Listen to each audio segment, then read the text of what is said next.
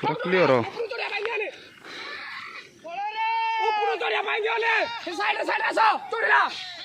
ସାଙ୍ଗମାନେ ଆପଣମାନଙ୍କୁ ସ୍ୱାଗତ କରୁଛି ଆଉ ଗୋଟେ ନୂଆ ଫ୍ରେଶ୍ ବ୍ଲଗ୍ରେ। ତ ସାଙ୍ଗମାନେ ଆଜି ବହୁତ ଦିନ ପରେ ଆମ ଗାଁକୁ ପୁଣି ଆସିଛନ୍ତି ହାତୀ। ଗତ କିଛି ଦିନ ପୂର୍ବରୁ ଭିଡ଼ିଓ ଗୋଟେ ଛାଡ଼ିଥିଲା ହାତୀର ଉପରେ। ହାତୀ ଭିଡ଼ିଓ ଆମର ବହୁତ ଲୋକ ପସନ୍ଦ କରିଥିଲେ, ବହୁତ ଭାଇ ଆମର କମେଣ୍ଟ କରିଥିଲେ। ତ ଯେହେତୁ ଆଜି ପୁଣି ଆସିଛନ୍ତି ହାତୀ ଆମ ଗାଁକୁ, ତ ଆମେ ଚାହିଁଲୁ ଟିକେ ପୁଣି ଦେଖେଇଦେବା କେମିତି କ'ଣ ହେଉଛି। ଆଉ ତ ଗାଁ ପିଲା ଆମର ସବୁ ଏଠି ଠିଆ ହେଇଛନ୍ତି, ଆଉ ସମସ୍ତେ ମୋର ପୁତୁରା ଲାଗିବେ। ତ ସେମାନେ ବି ପୁରା ବହୁତ ଉତ୍ସାହ ହାତୀ ଦେଖିବା ପାଇଁ। ତ ଆମେ ଭାବିଲୁ ଚାଲନ୍ତୁ ଯିବା, ଆପଣମାନଙ୍କୁ ମଧ୍ୟ ଟିକେ ଦେଖେଇବି। ଆଉ ପାଖାପାଖି 15-20 ପଟ ହାତୀ ଆଇଛନ୍ତି ବୋଲି ଯାହା ସୂଚନା ମିଳୁଛି। ତ ଦେଖାଯାଉ, ଆପଣମାନେ ଭିଡ଼ିଓକୁ ଆଗକୁ ଦେଖିଲେ ସିନା ଜାଣିବେ କେତେ ପଟ ହାତୀ ଆଇଛି। ମୁଁ କହିଦେଲେ ଆପଣ କ'ଣ ବିଶ୍ୱାସ କରିବେ କି? ତ ଚାଲ ଆଉ ଡେରି କରିବାନି। କୋଉଠି ଅସ୍ତି କାଳିଆ ଉପର ପଟେ କିଏ ଯାଇଛି କି? ବ୍ଲଗ ଟିକେ କରିଦେବା। ଚାଲ ଚାଲ ପାଟି କେହି ନାହିଁ। ଏଇ ମକରା ତୁ କିଆଁ ଆଗୁଆ କନେ ସବୁ ପଳେଇ ଯାଉଛୁ ଆଗରେ, ଜାଣିଛୁ କୋଉଠି ଅସ୍ତି? ଜାଣିମୁ ଯେ ତୁଇ ଯଦି ନଟରୁ କୋଉଠୁ ଭସଗିରି ବାହାରିଲେ। ସାଙ୍ଗମାନେ ଏଇ ଜଙ୍ଗଲ ଭିତରେ ହାତୀ ଅସ୍ତି, ଆମେ ଯାଉଛୁ ଦେଖି। କୁଆଡ଼େ କ'ଣ ଅସ୍ତି ଯେ ଆମେ ବି ଜାଣିନୁ ଠିକ୍ରେ। ଲୋକମାନେ କହିଲେ ଏଇ ଉପରେ ଅସ୍ତି, ଆମେ ସେଇ ହିସାବରେ ଆଇଛୁ ଆଉ। ମନରେ ଛନକା, ଆଉ ତା ଭିତରେ କୋଉଠି ଏଇଟା କି ହେଇଛି ବାଉଁଶ ଭାଙ୍ଗିଛି ଏଇଟା ପୁଅ, ଏଇଟା ହେଇଛି ବାଉଁଶ ଭାଙ୍ଗି ଯେତେ ଉଠାଣିକି। ଚାଲ ଚାଲ ଚାଲ, ହେଇପଟେ ଏକା ଶୁଭୁଛି ଦେ, ହେଇପଟେ ଶୁଭୁଛି। ଚାଲ ଚାଲ ଦେଖି ଚାହିଁକିରି ଭାଇ, ଧୀରେ ଧୀରେ ଚାଲରେ ଭାଇ, ମନ ଭିତରେ ଭୟ। ଏଇ ପାହାଡ଼ ଉପରେ ଥିଲା ବୋଲି କହୁଥିଲେ ପିଲା। ଏଇଟା ଆଇଥିଲେ ସେ, କିନ୍ତୁ ସକାଳେ ଏଇଟା ଚିହ୍ନ ଅଛି ସବୁ। ଟିକେ ରହିକିରି କାନ ଦେଖି ଶୁଭିବ, ସାଉଣ୍ଡ ଶୁଭିବ ଯୋଉଠି ଥିବେ। ସାଙ୍ଗମାନେ ଆମେ ବର୍ତ୍ତମାନ ହାତୀ ଆଉ ଜମା ପାଉନୁ, କୁଆଡ଼େ ଗଲେ ଜଣା ପଡ଼ୁନାହାନ୍ତି। ତଥାପି ଆମେ ଖୋଜା ଖୋଜିରେ ଲାଗିଛୁ। ଦେଖନ୍ତୁ ଜଙ୍ଗଲ ଭିତରେ ଆମେ ସବୁ ପିଲାମାନେ ଆମେ ଖୋଜୁଛୁ, ଏଇଭଳି ଭିତରେ କୁଆଡ଼େ ଥିବେ। ଆଉ ଚାଲ ଯିବା ଦେଖିବା କୋଉଠି ମିଳିବେ। ଏଇଟା ଏଇପଟେ ଅସ୍ତି, ଏଇ ମକରା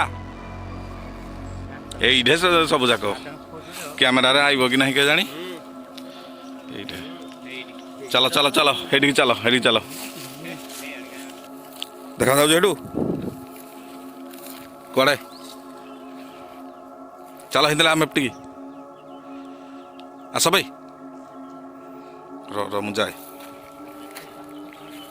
ଚାଲ ଚାଲ ହେଇପଟିକି ଚାଲ, ହେଇପଟି ଚାଲ। ଏଇ ଯେ ହାତୀ ଏଇଠି ଜଷ୍ଟ ଟିକେ ସାମ୍ନାରେ ଘଣ୍ଟି ଯୋଉ ଜଣା ପଡୁନି, ପାଖକୁ ଯାଇ ହବ କାନ ହଲଉଛ ତ।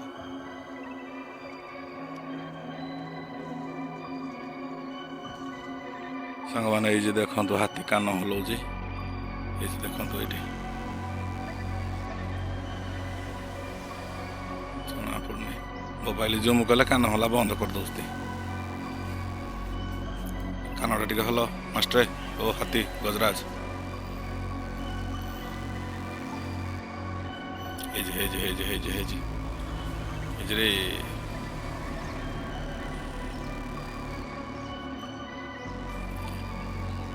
ସାଙ୍ଗମାନେ ପୁରା ସାମ୍ନାରେ ମୁଁ ଅଛି, ଜଷ୍ଟ ମାନେ 50 ମିଟର ବି ହେବନି, 50 ମିଟର ସାମ୍ନାରେ। ମାନେ ଦେଖନ୍ତୁ ଏଇଠି ପୁରା ମୋ ପୁରା ସାମ୍ନା, ମାନେ ତାଙ୍କ ମୁହଁ ସିଧାରେ ମୁଁ ବର୍ତ୍ତମାନ ଅଛି।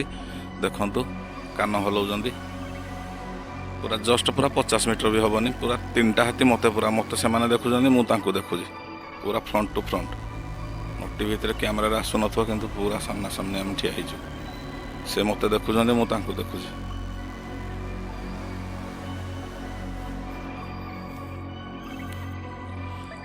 ଭାଙ୍ଗୁଛନ୍ତି ଗଛରାକ, ଆମ ଗାଁ ଗଛରାକ ପୁରା ମୋଡ଼ ମାଡ଼େ ଭାଙ୍ଗୁଛନ୍ତି। ଭାଇ ଗଛ ନଷ୍ଟ କରନି, ତମେ ହାତୀ ତମ ପାଇଁ ଜଙ୍ଗଲ। ତମମାନେ ଯଦି ଗଛ ଭାଙ୍ଗିବ, ପୁଣି ଆଉ କାଲିକି ଆଇଲେ ପୁଣି କିରା ଖାଇବ?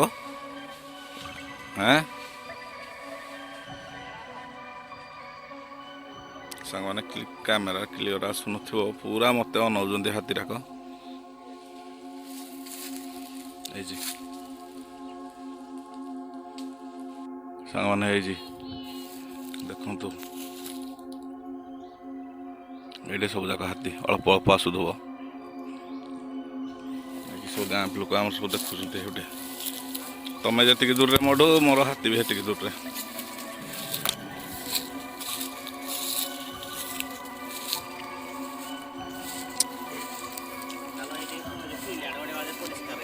ଚାଲ ସବୁ ଆଇଜ ହାତୀ ଦେଖିନା ରେ।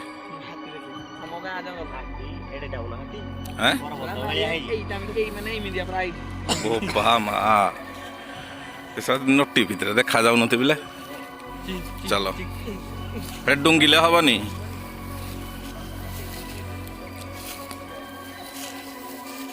ୟାକୁ ଯିବା ପାଇଁ ଆଉ ଟିକେ ବିପଦ ଲାଗୁଛି ଆଉ। ଏଇ ଯେ ଆସ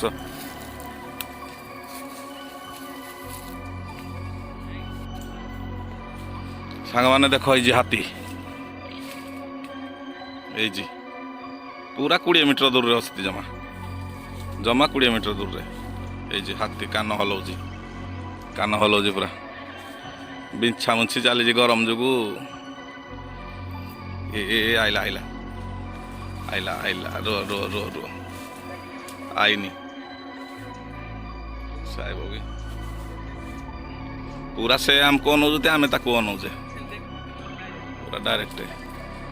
ଏଇ ଛୁଟିଆଡ଼େ କିଛି ଡିଷ୍ଟର୍ବ କରନି।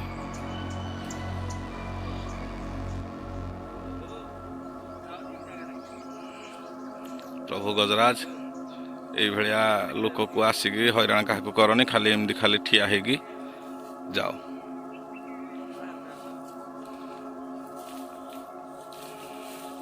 କେହି ଡିଷ୍ଟର୍ବ କରନି ହେଲା।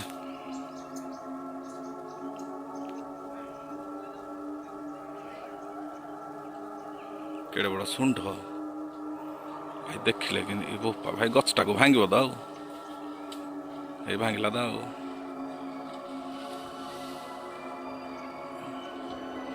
ମାଟିଆରା ଖାଲି ନାଇଁ, ଏଇଟା ଗୋଟେ ଛୋଟିଆ ଗଜରିଆଟା।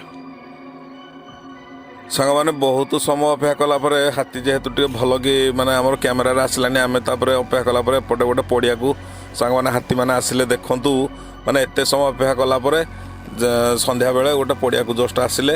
ଦେଖନ୍ତୁ କେତେ ସାରା ହାତୀ ସବୁ ଠିଆ ହେଇଛନ୍ତି ଗୋଟିଏ ଜାଗାରେ, ପୁରା ଦଳ ହାତୀ। ଯେଉଁଟା ପଛରେ ଦେଖନ୍ତୁ ଏପଟ ସାଇଡ଼୍ରେ ଗୋଟେ ବାଁ ପଟେ ଦେଖାଯାଉଥିବ, ସେଇଟା ହେଲା ତାଙ୍କ ଭିତରେ ସର୍ଦ୍ଦାର, ଯେଉଁଟାକି ଦନ୍ତା ହାତୀ। ସିଏ ଯୁଆଡ଼େ ଯିବ ସବୁ ହାତୀ ତାଙ୍କ ଇସାରାରେ ହିଁ ଯିବେ। ତା ଇସାରାରେ ସିଏ ହେଲେ ଏଇ ଦଳର ସର୍ଦ୍ଦାର ହେଲା ସିଏ। ପଛରେ ଯିଏ ହାତୀଟି ପଛରେ ରହିଯାଇଛି ଯେଉଁ ଦନ୍ତା ହାତୀଟା, ସିଏ ହେଉଛି ଦଳର ମୁଖ୍ୟ। ତେଣୁ ତା ହିସାବରେ ସମସ୍ତେ ଯାଉଛନ୍ତି। ଆମେ ଯେତିକି ଜାଣିଲୁ ତ ଏଇଠି ଦେଖନ୍ତୁ ସବୁ ଗୋଟେ ଗାଁର ସାଇଟ୍ ଜଙ୍ଗଲରେ ମାନେ ବାହାରିକି ଯିବା ପାଇଁ ସେମାନେ ପୁରା ଅନେଇଛନ୍ତି ଯେ ରାସ୍ତା ଯଦି କ୍ଲିଅର ରହିବ ସେ ଚାଲିବେ। ତ ଆମେ ପୁରା ଦୂରେଇକି ଠିଆ ହେଇକି ସୁଟିଂ କରୁଛୁ ଏଇଠି। ଏଇଭଳି ଭାବରେ ସାଙ୍ଗମାନେ ହାତୀ ଦେଖନ୍ତୁ ସେମାନେ ପୁରା ଯିବେ ବୋଲି ମାନେ ପୁରା ବାହାରିକି ଏପଟେ। ତାପରେ ଫାଇନାଲି ଗଲେ ଗାଁର ଏ ଗୋଟେ ନାଳ ଅଛି ଆମର ଜୋର ଯେଉଁଟା କହନ୍ତି, ସେ ଜୋର ବର୍ତ୍ତମାନ ପାର ହେଇକି ଗାଧୁଆ ପାଧୁଆ କରିକି, ଯେହେତୁ ଗରମ ଦିନ ଟିକେ ତାଙ୍କ ଚମଡ଼ା ବି ମୋଟା, ତାଙ୍କୁ ଗରମ ଟିକେ ଅଧିକା ଲାଗିଥାଏ। ସେଇ ହିସାବରେ ପାଣି ଦେଖନ୍ତୁ ପୁରା ଦେହ ସାରା ଛିଞ୍ଚି ହେଇକି ସେ ପୁରା ଯାଉଛନ୍ତି। ଆମେ ବି ଦୂରରେ ପୁରା ଉପଭୋଗ କରୁଛୁ ଏଇ ସିନ୍କୁ ଦେଖିବା ପାଇଁ। ମାନେ ଏଇ ଜିନିଷ କେବେ ବି ଦେଖିବାକୁ ମିଳେନି। କ'ଣ ପାଇଁ ଏଇଭଳି ଯାଉଛନ୍ତି? ଯିଏ କହିବ ଗାଁ ଗହଳିରେ ସନ୍ଧ୍ୟା ସମୟରେ ଗାଈ ବଳଦ ଯେମିତି ଚରି ବୁଲିକି ଯାଆନ୍ତି ଘରକୁ, ସେଇଭଳିଆ ବର୍ତ୍ତମାନ ଯାଉଛନ୍ତି ହାତୀ ଗୁଡ଼ିକ। ଦେଖନ୍ତୁ ମାନେ ଏତେ ବଢ଼ିଆ ଲାଗୁଛି, ପୁଣି ଏତେପଟେ ଭୟ ବି ଲାଗୁଛି। ତ ଏଇଭଳି ହିସାବରେ ଦେଖନ୍ତୁ ପୁରା ଦୌଡ଼ିକି ଯାଉଛନ୍ତି, ପୁରା ମାନେ କେତେ ଜୋସ୍ର ସହିତ ଯାଉଛନ୍ତି। ତ ସାଙ୍ଗମାନେ ଏଇ ଭିଡ଼ିଓ ଆପଣମାନଙ୍କ ପାଇଁ ଯେଉଁ ଯାହା ବି ସୁଟିଂ କରୁଛୁ, ତ ବହୁତ ପରିଶ୍ରମ, ବହୁତ ରିସ୍କ ରହୁଛି ଜୀବନ ପ୍ରତି। ତେଣୁ ଆପଣମାନଙ୍କୁ ଏତିକି ଅନୁରୋଧ କରୁଛି, এই ପରିଶ୍ରମକୁ ଟିକେ ସଫଳ କରିବା ପାଇଁ ଆପଣମାନେ ଯଦି ଆମ ଚ୍ୟାନେଲକୁ ସବସ୍କ୍ରାଇବ୍ କରିଦେବେ ଏବଂ ଭିଡ଼ିଓକୁ ଲାଇକ୍ କରିଦେବେ, ତ ମୁଁ ଚାହିଁବି ଆପଣଙ୍କ ପାଇଁ ଏଇ ଯେଉଁ ସୁଟିଂ କରିଛି ଭିଡ଼ିଓଟି ମୋର ସାର୍ଥକ ହୋଇଗଲା। ତେଣୁ ଆପଣମାନଙ୍କ ପାଖରେ ଏତିକି ରିକ୍ୱେଷ୍ଟ ରହିଲା ସାଙ୍ଗମାନେ, ନିଶ୍ଚିତ ଭାବରେ ଆମ ଚ୍ୟାନେଲକୁ ସବସ୍କ୍ରାଇବ୍ କରିଦିଅନ୍ତୁ ଆଉ ଭିଡ଼ିଓକୁ ଗୋଟେ ଲାଇକ୍ କରିଦିଅନ୍ତୁ। ତ ଆଜିର ହାତୀ ଭିଡ଼ିଓ ସାଙ୍ଗମାନେ ଏଇଭଳି ଭାବରେ ଏଇଠି ରଖୁଛୁ ଆଉ। ସାଙ୍ଗମାନେ ବର୍ତ୍ତମାନ ସୁଦ୍ଧା ଆପଣମାନଙ୍କୁ ଦେଖେଇଲି ଯାହା ଯେତିକି ହେଇପାରିଲା ସାଙ୍ଗମାନେ ଦେଖେଇଲି। ଆଉ ବେଶୀ ପାଖକୁ ଯାଇକିରି ସୁଟିଂ କରିବାଟା ସମ୍ଭବ ନୁହଁ। କ'ଣ ପାଇଁ ଭାଇ, ଜୀବନ ଉପରେ ବିପଦ ରହୁଛି। ହାତୀ ସେମାନେ ହେଲେ ବନ୍ୟଜନ୍ତୁ, ତେଣୁ ତାଙ୍କୁ ଆମେ ଭରସା କରିବାଟା ଠିକ୍ ନୁହେଁ। ଏତେ ବି ଭରସା କରିକି ତାଙ୍କ ସାମ୍ନାକୁ ପୁରା ଯିବାଟା, ତାଙ୍କ ପାଖକୁ ଯିବାଟା ପୁରା ବିଲକୁଲ ନୁହେଁ।